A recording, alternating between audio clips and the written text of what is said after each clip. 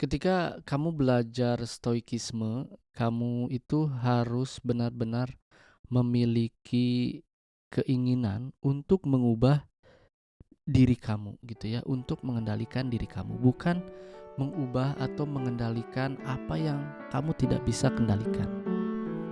Selamat datang di Siniar Bahagia ala Stoik, menciptakan pendapat untuk bahagia. Bersama saya Jason Herlambang. Siniar ini saya buat untuk menemani kamu yang sedang berlatih mempraktekkan ajaran stoikisme. Saya akan membagikan pengalaman bagaimana menerapkan ajaran stoikisme di dalam kehidupan sehari-hari. Dan ini adalah episode hari ini. Selamat mendengarkan. Di dalam episode ini saya ingin menjelaskan kepada kamu atau mengobrol dengan kamu tentang jangan membandingkan diri kamu dengan orang lain. Terdengarnya ini sebuah kata-kata yang klise, yang sangat klasik, yang sangat yang orang-orang lain bilang, but this is the truth gitu ya. Ini adalah sebuah kenyataan yang memang dalam praktek stoikisme, dalam praktek mengedepankan keutamaan atau virtue atau melatih untuk mendapatkan hidup yang excellence, yang memiliki arete gitu ya, kalau bahasa bahasa kerennya gitu ya, arete gitu ya. Itu kita tidak boleh memikirkan siapapun gitu ya. Kita tidak boleh memikirkan apa yang kita bilang sebagai hal-hal yang berada di luar kendali gitu ya. Ketika kita mempraktekkan sebuah keutamaan, maka yang harus kita pikirkan itu hanyalah diri kita sendiri. Tetapi pertanyaannya adalah apakah itu egois atau apakah itu sebuah hal yang tidak baik untuk dilakukan gitu ya. Lalu kita lihat contoh dari semua filsuf-filsuf yang pernah ada gitu ya. Apakah mereka itu mempraktekkan stoikisme atau mempraktekkan filsafat mereka itu untuk orang lain? Saya rasa bukan gitu ya. Mereka itu pertamanya itu mereka berpikir bahwa bagaimana caranya saya memiliki hidup yang baik gitu ya. Bagaimana caranya saya memiliki hidup yang baik, yang memiliki yang memiliki eh, istilahnya yang tadi saya bilang excellence gitu ya, memiliki arete, memiliki keutamaan gitu ya. Tetapi kan kemarin yang sudah saya jelaskan, setiap filsuf itu memiliki keutamaan yang berbeda gitu ya. Tetapi tujuannya sama untuk mendapatkan hidup yang baik, untuk mendapatkan kebahagiaan gitu ya. Untuk mendapatkan kebahagiaan. Kebahagiaan bagi siapa? Bagi dirinya sendiri. Bagi dirinya sendiri. Jangan ketika kita lihat bahwa ketika kamu sekarang gitu ya, yang baru mempelajari stoikisme. Kemarin gitu ya, sebelum kamu tahu tentang stoikisme, sebelum kamu tahu tentang keutamaan yang harus kita pegang, kamu itu memiliki goal, memiliki keinginan itu untuk siapa? Untuk diri kamu kan, bukan untuk orang lain. Tetapi keutamaan yang kemarin kamu pegang itu tidak sesuai dengan eh, keutamaan yang stoikisme ajarkan, yaitu empat keutamaan itu ya. Keberanian, kedisiplinan, keadilan, dan kebijaksanaan gitu ya. Nah, kan itu pun egois gitu ya. Itu pun sudah egois gitu ya. Kamu makan untuk siapa? Untuk diri kamu sendiri, bukan untuk orang lain. Untuk mengenyangkan perut kamu kan. Gitu ya. Kamu minum untuk siapa? Untuk agar diri kita itu tidak haus. Maka ketika kita belajar keutamaan untuk diri kita, bukan untuk orang lain, kenapa banyak orang yang bilang oh stoikisme itu adalah filsafat yang egois? Ya memang ketika kita ingin membuat kata bahagia itu ya bukan untuk orang lain, untuk diri kita sendiri gitu ya. Untuk gimana caranya hidup kita itu adalah, hidup yang bahagia gitu ya, hidup yang baik gitu ya, hidup yang baik gitu ya. Ketika hidup kita baik maka kita akan bahagia gitu ya. Maka ketika kita mempelajari dan mempraktekkan tentang keutamaan, maka kita tidak usah memikirkan apa yang orang lain rasakan gitu ya. Tetapi kita harus memikirkan apa yang kita rasakan.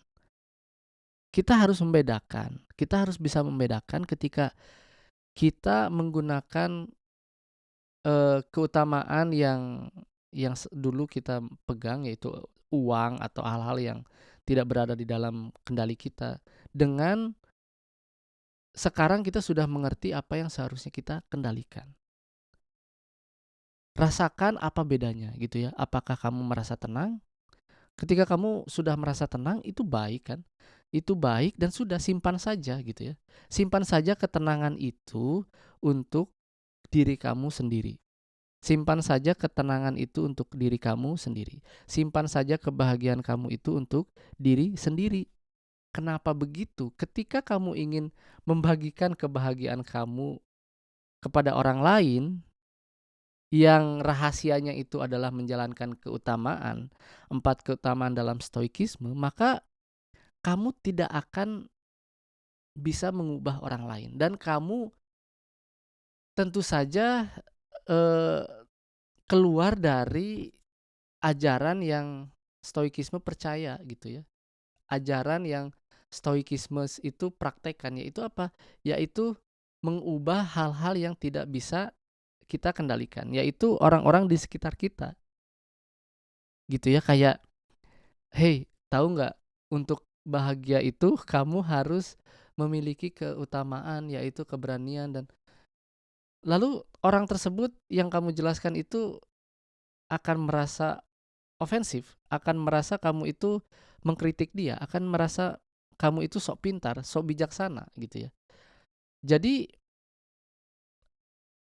ya, apa apa namanya, fungsinya kamu, menjual keutamaan kamu itu kepada orang lain, menawarkan keutamaan kamu itu kepada orang lain, gitu ya.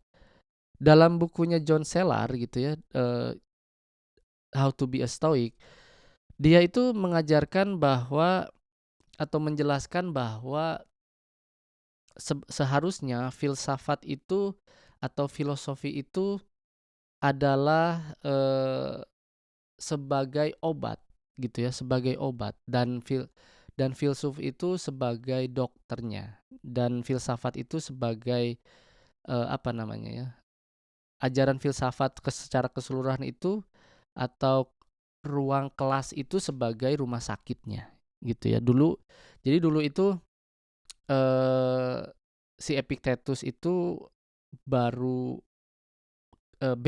baru bebas dari hidupnya sebagai budak gitu ya, lalu dia berpikir bahwa dia ingin mengajar gitu ya. Nah, ketika dia ingin mengajarkan keutamaan itu, dia berpikir bahwa dia tidak bisa gitu ya, dia tidak bisa menawarkan obat dari satu rumah ke rumah yang lainnya gitu ya, dari satu orang ke orang lainnya. Dia itu harus membangun rumah sakit. Rumah sakitnya itu adalah, eee, rumah sakitnya itu adalah kelasnya dia. Jadi dia harus memiliki kelas di mana dia berpraktek sebagai dokter. Dokter di mana yang, orang-orang sakit mencari rumah sakit. Orang-orang yang sakit mencari dokternya untuk menyembuhkan penyakitnya, gitu ya. Jadi kita sebagai orang yang tahu gitu ya, kita sebagai orang yang tahu filsafat, kita sebagai orang yang sudah, mendapatkan keuntungan dari berfilsafat gitu ya, kita tidak usah menawarkan filsafat kita kepada orang-orang, tidak usah. Karena apa? Karena itu berada di luar kendali. Kita itu tidak boleh mengubah apa yang tidak bisa diubah. atau kita itu tidak boleh mengubah apa yang kita tidak bisa ubah, yaitu diri orang lain, pikiran orang lain. Yang bisa kita ubah itu adalah pikiran kita, diri kita sendiri dengan menggunakan keutamaan.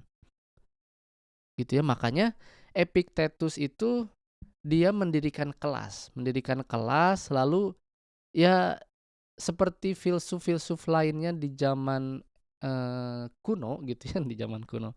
Di zaman 2000 tahun yang lalu, ya mereka itu membuat kelas ya membuat kelas ya seperti Zeno lah, sama lah. Seperti Zeno membuat kelas di mana dia menunggu murid-muridnya datang, yang murid-muridnya itu merasa dia itu memiliki penyakit gitu ya. Memiliki penyakit yang harus disembuhkan.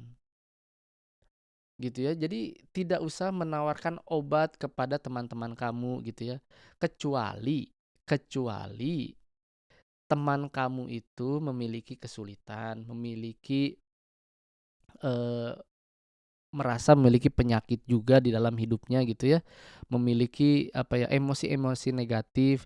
Lalu apa yang harus kamu ajarkan? Yang kamu harus ajarkan atau yang harus kamu kasih itu adalah wisdom-wisdom atau kebijaksanaan yang ada di dalam stoikisme atau yang ada di dalam pikiran kamu gitu ya, atau yang kamu pernah alami dan bagaimana cara kamu menyelesaikannya gitu ya. Sama seperti Epictetus. Epictetus itu mengajarkan apa yang dia pelajari ketika dia menjadi seorang budak gitu ya.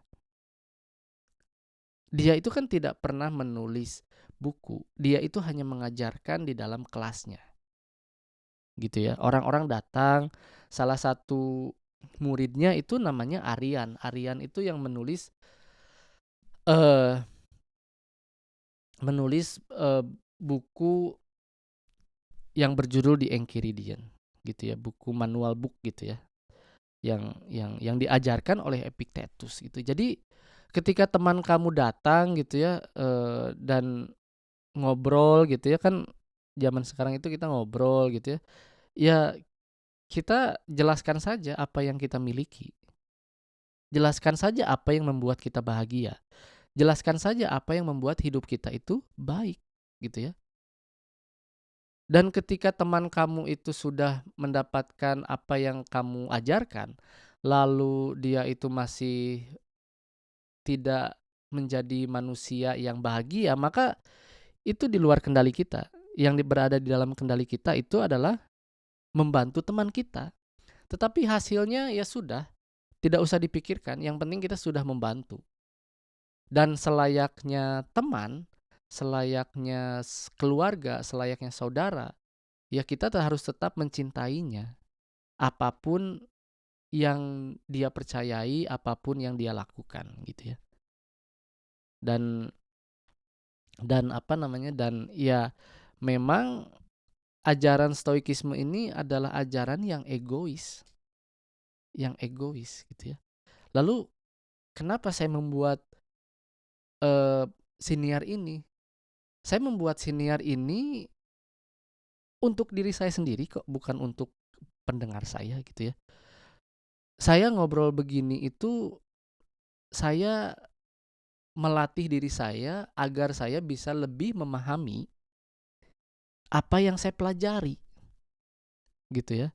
Saya pikir daripada saya ngobrol sendiri gitu ya setiap hari gitu ya. Saya ngobrol sendiri ketika saya membaca buku, saya ngobrol sendiri ketika saya melihat diri saya di cermin gitu ya. Mungkin saya lebih baik merekam apa yang saya inginkan gitu ya. Tetapi mungkin kadang-kadang juga saya merasa bahwa saya harus melakukannya, tapi ya memang hal ini juga membuat saya membuat saya merasa atau melatih diri saya untuk menjadi lebih disiplin dan untuk lebih memiliki rutinitas aja gitu ya. Rutinitas untuk melakukan hal-hal yang baik gitu ya. Jadi harus kita akui dan harus saya akui bahwa memang stoikisme ini adalah filsafat yang egois, yang memang memikirkan diri kita sendiri, karena ya yang harus kita ubah itu ya diri kita sendiri, diri saya sendiri, diri kamu sendiri gitu ya. Dan kita tidak memiliki hak, tidak memiliki kewajiban untuk mengubah diri orang lain, kayak gitu ya. Jadi ya sudah, pikirkan diri kamu saja gitu ya. Pikirkan diri kamu saja. Bahkan tidak usah memikirkan orang-orang yang kamu cintai dulu deh gitu ya. Orang-orang yang kamu cintai dulu. Bukannya lupakan, tapi ubah diri kamu dulu gitu ya. Ubah diri kamu, jangan ubah orang yang kamu cintai gitu. Ya. Jadi ubah diri kamu sendiri. Ubah diri kamu sendiri. Mengubah diri kamu sendiri menjadi orang yang lebih tenang, yang lebih pintar mengelola emosi gitu ya, yang lebih pintar untuk mengendalikan emosi. Emosi apa? Emosi negatif dan emosi yang baik juga, kayak gitu ya. Jadi terima kasih telah mendengarkan episode ini. Terima kasih telah mendengarkan episode hari ini. Jangan lupa ikuti Siniar Bahagia ala Stoik di Spotify dan nyalakan loncengnya agar tidak ketinggalan setiap episode yang saya buat. Saya juga membuka keanggotaan dengan cukup membayar $3 Amerika atau sekitar Rp45.000 setiap bulan. Dan kamu bisa mendengarkan episode Memaknai Hidup Bahagia ala Stoik yang berisi cerita saya selama seminggu dari jurnal pribadi saya. Jangan lupa juga untuk ikuti dan berlangganan @Bahagia ala Stoik di semua kanal media sosial, TikTok, Instagram, dan YouTube. Sekali lagi saya ucapkan terima kasih. Sampai jumpa di episode berikutnya.